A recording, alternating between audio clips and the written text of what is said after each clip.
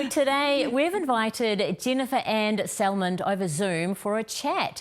She's an environmental scientist professor from the University of Auckland, specialising in research in air pollutants in urban areas as well as urban climate risks. She's here over Zoom to chat with us about what it means to be a Christian woman in the realm of science and a bit more about her research. Welcome, Jennifer. Thank you.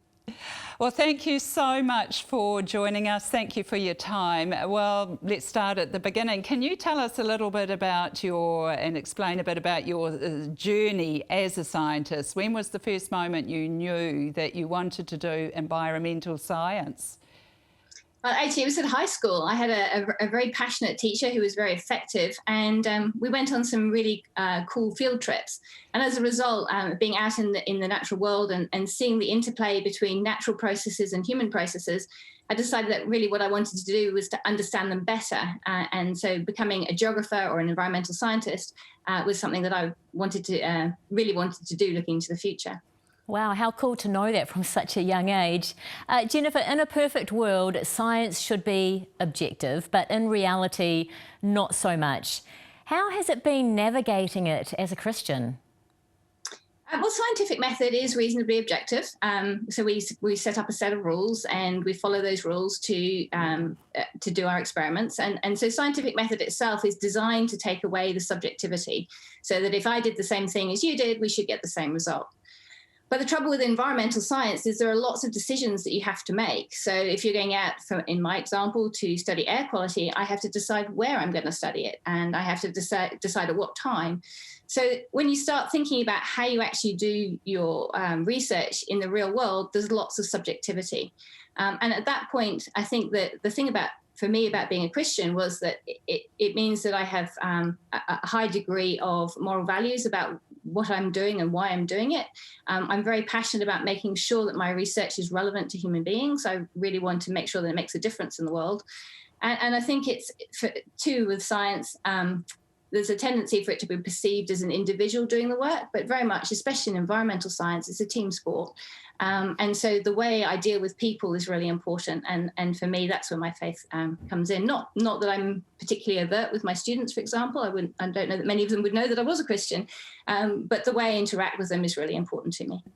Can you describe a little bit about your current research? So my early research was really looking at the processes that help us to understand why we get such temporal and spatial heterogeneity in air pollution in the city.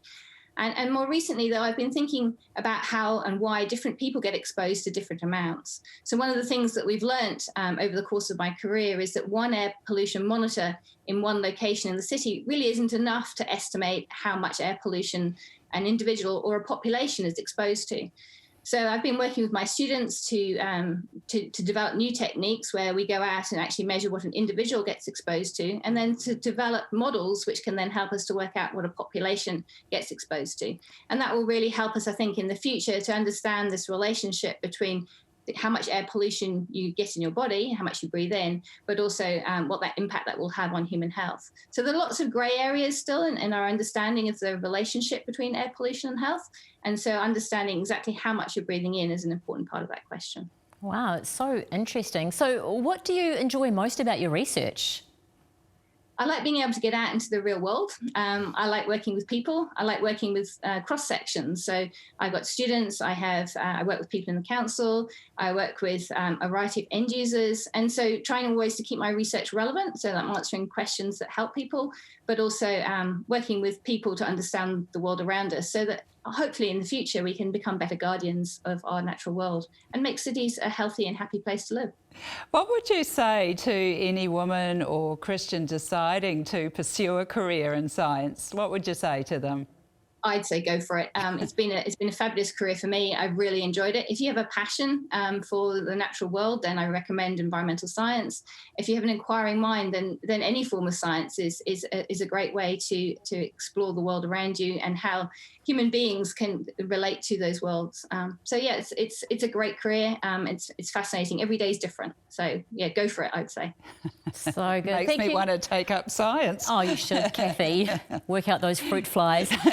Thank you so much for your time tonight, Jenny. Really appreciate it.